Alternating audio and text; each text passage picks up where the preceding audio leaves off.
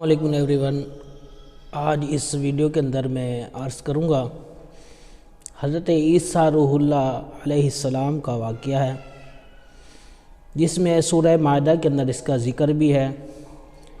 سورہ مائدہ کہتے ہیں دسترخوان والی سورت۔ اس میں دسترخوان کا ذکر ہے۔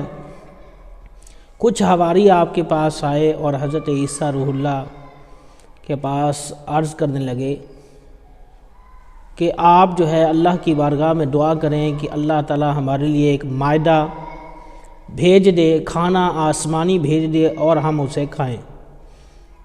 آپ نے انہیں منع کیا کہ آپ اپنی من پسند معجزات کا اظہار نہ کروائیں، اپنی من پسند چیزیں نہ مانگیں، یہ ٹھیک نہیں ہے اور تم مسلمان ہو۔ لیکن ان کی قوم نے، عیسائیوں نے جو ہے ان پر مطالبات شروع کیے اور کہا کہ ہمیں عین الیقین حاصل ہو جائے گا اور لوگوں کے لیے جو ہے ایک ایماندار واقعہ، ایمان والا واقعہ جو ہے وہ لوگوں کے سامنے پیش ہوگا، پچھلے لوگ بھی یاد کریں گے، اگلے بھی یاد کریں گے۔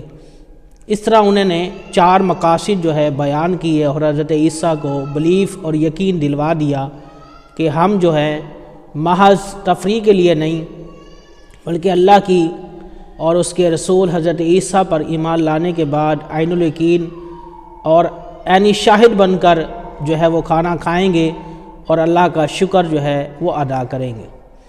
اس طریقے سے انہیں یقین دہانی کروائی۔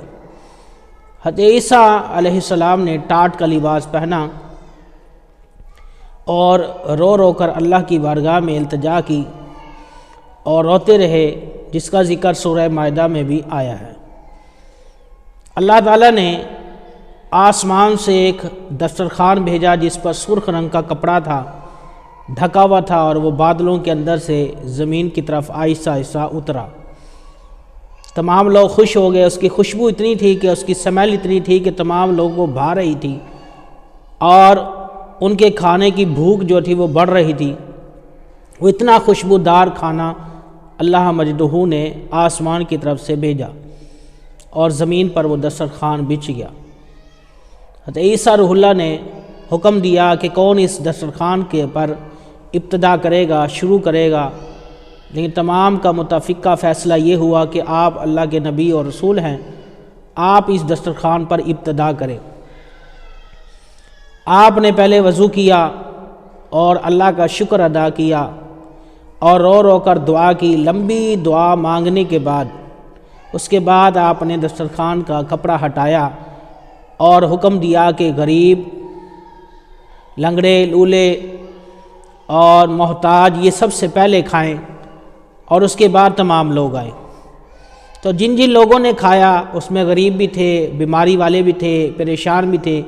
جو غریب آیا وہ امیر بنتا چلا گیا، جو بیمار آیا اللہ نے اسے شفا عطا فرما دی، اور جو غربت کے مارے، پریشانی کے مارے اللہ نے اسے خوشحالی سے نوازا۔ وہ کھانے میں اللہ نے برکت رکھی تھی اور لوگوں نے سوال کیا کہ یہ کھانا جنت سے ہے یا زمین سے ہے؟ تو حضرت عیسیٰ روح اللہ نے فرمایا کہ نہ یہ جنت کا ہے نہ ہی یہ زمین کا ہے، یہ اللہ کی قدرت کا ایک کرشمہ ہے۔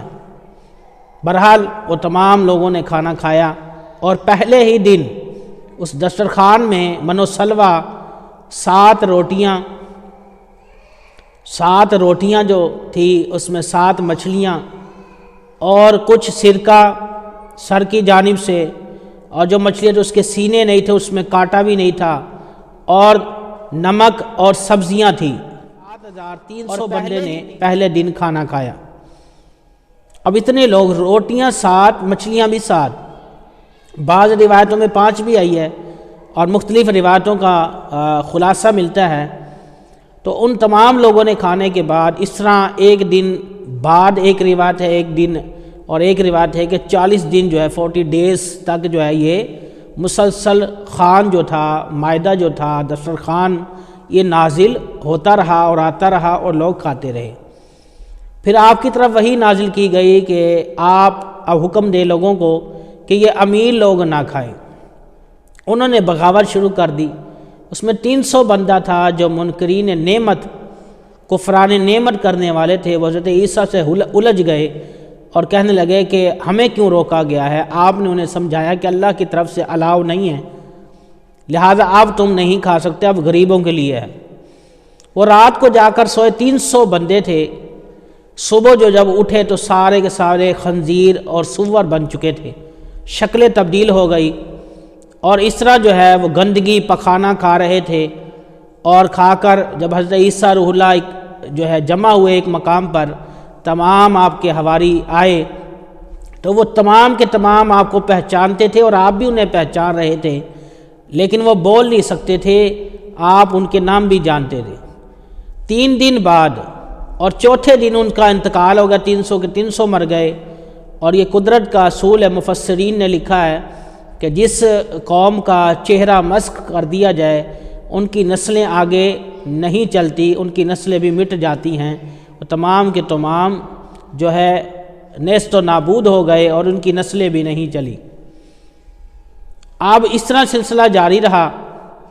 حضرت عیسیٰ روح اللہ نے، علماء نے لکھا ہے، مفسرین کرام نے لکھا کہ سب سے زیادہ جہنم میں عذاب ان عیسائیوں کو ہوگا جو کھان والے تھے، مائدہ والے، جن کے لیے کھانا نازل ہوا اور نافرمانی کی، اور دوسرا فرعونی اور منافقین کا۔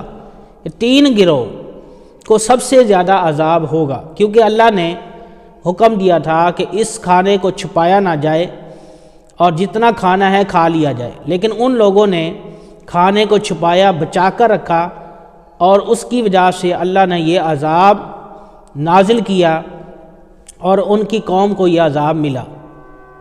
عرض کرنے کا مطلب یہ ہے، اس واقعے سے ہمیں سبق کیا ملا؟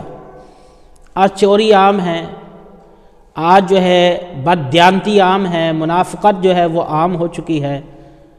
حالانکہ میرے نبی کریم صلی اللہ علیہ وآلہ وسلم نے فرمایا کہ مومن کا ایمان اس وقت تک کامل نہیں ہو سکتا جب تک مذاق میں بھی جھوٹ کو نہ چھوڑ دے۔ تو جھوٹ جو ہے اس سے دور رہے۔ آج کل عام اتنا جھوٹ ہو گیا کہ جیسے لوگ کہتے ہیں نا کہ جھوٹ اتنا بولو کہ وہ سچ لگنے لگے، لوچا سب سے اونچا۔ اب یہ معاشرہ جو ہے 2 نمبر لوگوں کے ساتھ جو ہے سپورٹ بھی کرتا ہے، ان کے ساتھ بیٹھتا بھی ہے، تو لہٰذا ہمیں عرض کرنے کا مطلب یہ ہے، اس ویڈیو کے اندر نصیحت یہ کرنی ہے، التجا یہ ہے کہ ہمیں اگر جھوٹ کی عادت ہے تو دور کریں، کیونکہ جھوٹ بولنے سے برکت ختم ہو جاتی ہے اور لعنت کا سبب بھی ہے، یعنی ان بندوں پر لعنت کا توق جو ہے پڑتا ہے۔ اور علماء نے اس کی تصریح یہ لکھی کہ اللہ تعالیٰ نے جو قرآن مجید میں فرمایا لعنت اللہ علی الکاذبین، کہ جھوٹ بولنے والے پر اللہ کی لعنت ہے، تو اس سے اس کا مطلب یہ ہے کہ وہ اللہ کی رحمت سے جو ہے دور ہو جاتا ہے۔